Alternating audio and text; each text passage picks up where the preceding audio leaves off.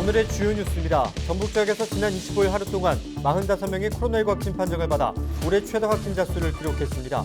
전주의 한 공동이용시설에서는 이용자 등 14명이 연쇄 감염됐습니다. 고창 지역 멜론 농가들 가운데 상당수가 폭염 피해를 입은 것으로 나타났습니다. 고창군과 농협은 판로 지원과 폭염 피해 최소화를 위한 교육 지원에 나섰습니다. 정읍의 부전 7부 국지도 사업이 기획재정부의 예비 타당성 조사를 통과했습니다. 도로 환경이 개선되면 안전성이나 접근성이 향상될 것으로 기대를 모으고 있습니다. 전화금융사기 조직의 수거체 역할을 해 불구속 상태로 조사를 받던 40대가 또다시 범행을 저질렀습니다. 경찰은 46살 A씨를 사기 혐의로 구속했습니다.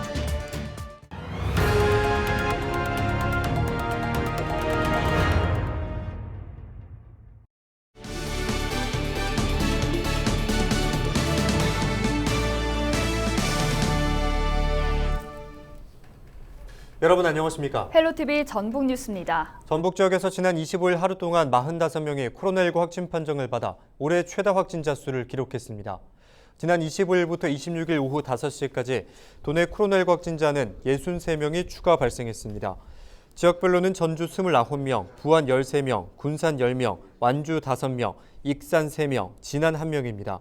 전주의 한 공동이용시설에서는 이용자 등 14명이 연쇄 감염됐습니다. 이 시설 이용자 한 명은 호흡기 증상이 있었는데도 약을 먹다가 진단검사를 통해 확진 판정을 받았습니다. 부안군이 사회적 거리두기를 3단계로 상향 조정합니다. 코로나19 확진자가 지속해서 발생하고 있는 부안군은 상황이 매우 위중하다며 27일부터 다음 달 5일까지 거리두기 3단계를 시행한다고 밝혔습니다. 행사와 집회 참여 인원은 50명 미만으로 한정되고 식당과 카페는 밤 10시 이후 포장과 배달만 가능합니다.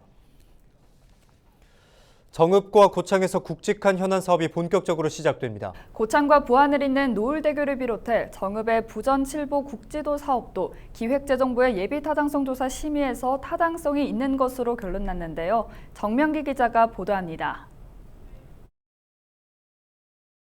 정읍 7보선을 따라 이어진 왕복 2차선의 좁은 도로. 구불구불 휘어지고 경사가 가파른 이 길을 하루 평균 1000여 대의 차들이 오갑니다. 국토연구원이 도로교통 안전성을 종합적으로 분석한 결과 위험도는 51.4%로 나타났습니다. 국지도 49호선 일부 구간을 개량하는 사업이 예비 타당성 조사를 통과했습니다. 기획재정부는 정읍 부전에서 7보 구간 시설 개량 사업의 경제성 등을 평가한 결과 통과 기준인 0.5점을 넘었다고 밝혔습니다. 정읍 부전동에서 7보면 시산리까지 11km에 이르는 구간을 대상으로 도로 폭과 선형, 급경사 등에 대한 개선 공사가 이뤄질 예정입니다.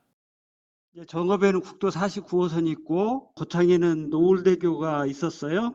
이게 공약 사업으로 이제 추진을 해왔던 내용이어서 중간 단계인 국장이나 또는 차관이나 장관, 총리까지 이렇게 뵙고 우리 사업의 필요성, 당위성, 또 지역 균형 발전 효과 이런 것들을 충분히 전달해내는 것. 도로 개량 사업이 완료되면 시민들의 교통 편익이 높아지고 교통사고 예방에도 도움이 될 것으로 보입니다. 또 도로 인근에 있는 내장산이나 유네스코 세계문화유산에 등재된 무성서원을 찾는 관광객의 접근성이 개선될 것으로 기대됩니다. 내장 부전에서 7보를 잇는 국지도 49호선 2차로 개량 사업이 포함됐습니다. 하루빨리 착공될 수 있도록 국회와 중앙부처를 오가며 국가예산 확보를 위해 노력하겠습니다. 총 사업비 1,080억 원 규모의 국지도 49호선 시설 개량 사업. 이번 예타 통과는 국토교통부에서 5년 단위로 수립하는 국도 국지도 건설계획 사업을 선정하기 위한 절차로 다음 달 최종 확정됩니다. 헬로티비 뉴스 정명규입니다. 공공의료 강화를 위해 경영난을 겪고 있는 진안의료원을 도립화해야 한다는 목소리가 나왔습니다. 전북 시군의장 협의회는 공공의료 강화를 위해 진안의료원 도립화 촉구 건의안을 채택했습니다. 협의회는 진안의료원이 매년 30억 원 이상의 적자를 보고 있다고 주장했습니다. 협의회는 지방의료원에 대한 국비 지원 근거를 담은 지방의료원의 설립 및 지원에 관한 법률 개정안 처리도 촉구했습니다. 국민의힘 대권주자인 홍준표 의원은 새만금 개발 방식을 민간 주도로 바꿔야 한다고 주장했습니다. 26일 전북도 의회와 한국농어촌공사 새만금 33센터를 방문한 홍 의원은 새만금 개발 사업을 국가가 주도하면 30년은 더 걸린다면서 정책 전반을 수정해야 한다고 말했습니다.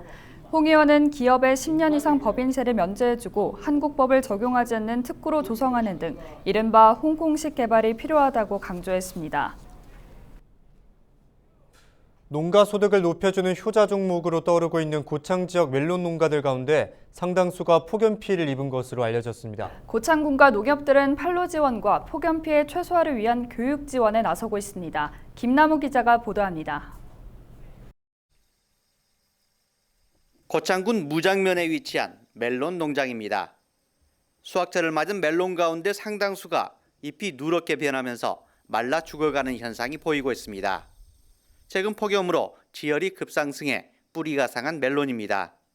날씨가 더운 관계로 폭염 피해를 많이 봤습니다. 당도 그렇게 잘 오른 편도 아니고 멜론 농가의 애로사항이 많습니다. 앞으로 우리 소비자 입장에서 농가 입장을 좀 생각을 좀 해주시고 그리고 멜론을 많이 애용 좀 해주셨으면 좋겠습니다. 고창군은 어려움을 겪는 농가들을 위해 유명 유튜버를 활용하는 등 고창 멜론의 품질 우수성을 알리는 홍보와 판로 지원에 나서고 있습니다. 가장 미네랄이 많고 미생물이 많은 우리 고창 땅에서 만들었기 때문에 가장 맛있고 영양에도 좋은 그런 멜론입니다. 특히 이제 어려운 여건 속에서 힘들게 농사 지은 우리 멜론 농가들을 응원하는 의미에서도 노플 고창 멜론 많이 구매해 주시면 감사하겠습니다. 고창 지역 농협들도 멜론 재배 농가들을 대상으로 폭염 피해를 줄이기 위한 기술 교육을 지원하고 있습니다. 30도 이내에서 재배를 해야 되는데 한 38도, 40도가 나가다 보니까 상당히 애로점이 있습니다. 그래서 저희 농협에서는 기술 재배 교육을 한 2, 3회 정도 계속 실시를 하고 있어요. 고품질 멜론 생산을 통해 부가가치를 높여가고 있는 고창 지역 멜론 농가들. 행정 지원과 함께 소비자들의 관심이 필요합니다. 헬로티비 뉴스 김나오입니다.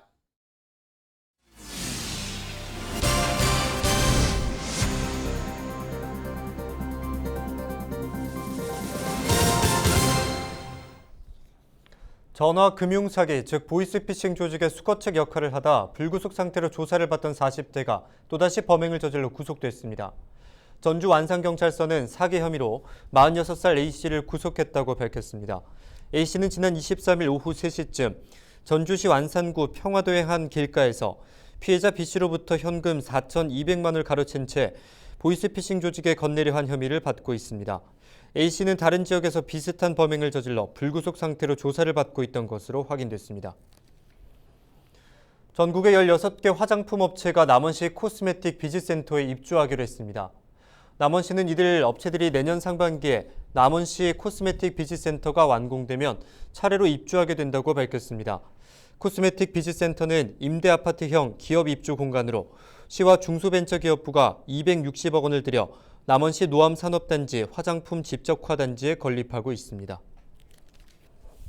정읍시 상동에 가족 휴양시설이 조성됐습니다. 정읍시는 정읍천 인근 옛 물썰 매장 부지에 20억 원을 들여 가족 휴양시설인 천변 누리공원을 조성했습니다.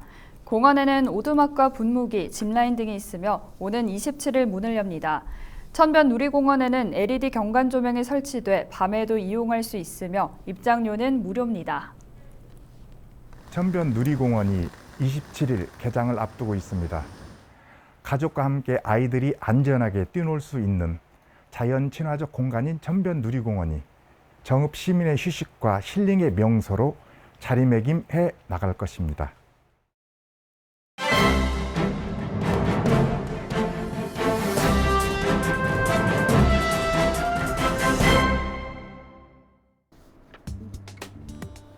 전북일보 기사입니다. 전북 지역 지난해 출생아 수가 8,200명으로 전년 대비 800명 감소한 것으로 나타나 저출산 현상이 갈수록 심각해지고 있다는 기사입니다.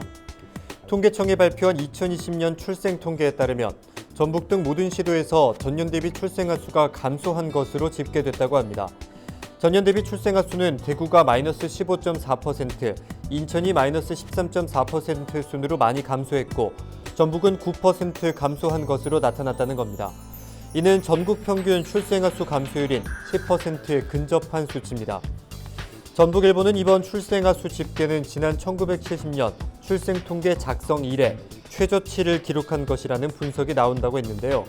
여성 한 명이 평생 낳을 것으로 예상되는 자녀 수를 나타내는 합계 출산율은 전북의 경우 0.91명으로 전년 대비 0.06명 감소했다고 전했습니다. 인구 1000명당 출생아 수를 나타내는 조출생률도 전북은 4.5명으로 전년보다 0.4명이 줄었다고 합니다. 특히 모의 평균 출산 연령은 32.6세로 전년 대비 0.2세가 올라 그 상승폭이 광주에 이어서 시도 가운데 가장 높았다고 분석했습니다. 이에 따라 출산 연령이 높은 임산부에 대한 지원 방안 확대 필요성이 제기된다고 신문은 전했습니다. 지금까지 신문브리핑이었습니다. 김제 관아에서 전통시장을 잇는 구간이 충유거리로 지정됐습니다. 김제시는 관아에서 향교와 성산공원을 거쳐 전통시장에 이르는 1.5km 구간을 충유거리로 정하고 안내판을 설치했습니다. 김제 관아와 향교는 사적 제482호로 지정됐으며 관아 안채인 내안은 국가지정문화재 보물 지정 심의를 위한 문화재청의 현지 조사가 있을 예정입니다. 이상으로 뉴스를 마칩니다. 함께해 주신 여러분 고맙습니다.